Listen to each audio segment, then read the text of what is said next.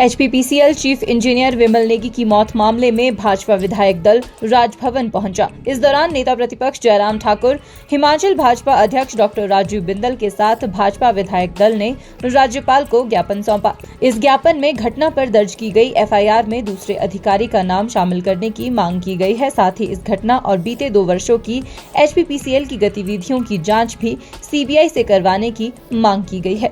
नेता प्रतिपक्ष जयराम ठाकुर ने कहा कि एचपीपीसीएल में चीफ इंजीनियर के पद पर तैनात विमल नेगी की मौत मामले में परिवार का बार बार आग्रह था कि इस मामले की जांच बिना किसी दबाव और प्रभाव के सीबीआई से करवाई जाए। साथ ही दोनों अधिकारियों को सस्पेंड करने की भी मांग परिवार की ओर से की गई थी। अब तक मामले में केवल एक अधिकारी डायरेक्टर देशराज को सस्पेंड किया गया है।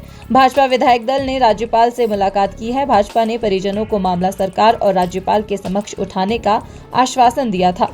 ऐसे में बीते कल भी सदन में इस मामले को लेकर चर्चा मांगी गई थी, मगर चर्चा नहीं दी गई। लिहाजा आज राज्यपाल के समक्ष परिवार के आग्रह पर मामले की सीबीआई जांच करने और दूसरे अधिकारी का नाम भी एफआईआर में दर्ज करने की मांग राज्यपाल से की गई है। आज महामहिम राज्यपाल महोदय जी से हमारा मिलना हुआ और हमारा विषय बहुत स्पेसिफिक था।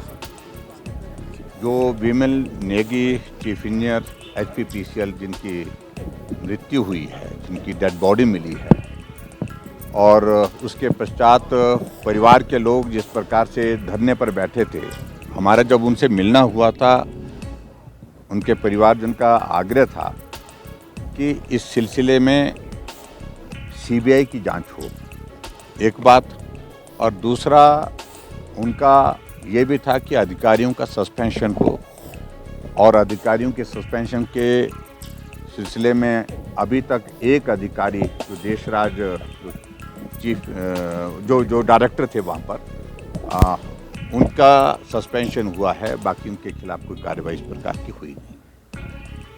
और परिवार के लोगों का बार बार इस बात के लिए आग्रह था कि ये इन्वेस्टिगेशन फेयर होनी चाहिए, बिना दबाव के होने चाहिए, बिना प्रभाव के होने चाहिए, और इसलिए ये जांच सीबीआई के माध्यम से करवाई जाए। और हमने उसी दिन कहा था हम विधानसभा के अंदर भी सारे मामले को उठाएंगे, सरकार के समक्ष बात रखेंगे कि सीबीआई जांच हो और अधिकारियों के खिलाफ कार्रवाई हो। वो हमने पिछले कल किया।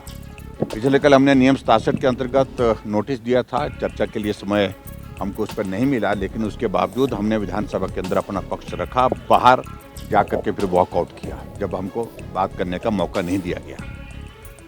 ऐसी सूरत में दूसरी बात जो हमने परिवार के लोगों के साथ जब हमारा मिलना उस दिन हुआ था, कमिटमेंट की थी, हम राज्यपाल महोदय जी के पास जाकर के भी बात रखेंगे आपकी बात को। तो उसी बात को ध्यान में रखते हुए आज हम राज्यपाल महोदय जी के समक्ष आकर के अपनी बात कहने के लिए आए थे। पार्टी के हमारे प्रदेश के अध्यक्ष डॉक्टर राजीव बिंदल जी और पूरा विधायक दल, हमने राज्यपाल महोदय जी को एक ज्ञापन दिया जिसमें परिवार की ओर से जो आग्रह किया था उसका भी हमने जिक्र किया कि सीबीआई की जांच मांगते हैं, सीबीआई की जांच हो।